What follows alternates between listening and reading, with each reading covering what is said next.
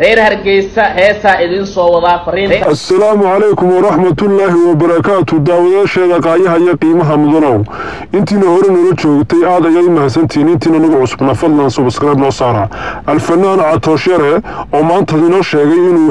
hees qaali u soo wado magaalada Hargeysa hadda waa hooyigii fanka heesa idin soo wada fariintan sababta oo shirgareeya dhammaan ummadda Soomaaliyeed muuqaalkan adreska ha taabtaano waa badbaadiyay fanka ummadda Soomaaliyeed haddaad Soomaalita waxaan ka codsanaynaa inaad gudbin adigoo adreska taaban oo na soo follow gareynin waayo maxaa yeelay waxaan u soo istaagay fanka inaan badbaadiyo waxaan ku leeyahay adiga idaabanaayo muuqaalkan adreska taabo follow ciwaankan si share garay saaxiibo badan gaarsi Hargeysa Puntland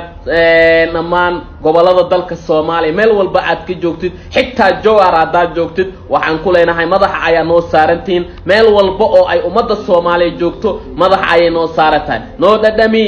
dhadhami rabkana macankiisa noo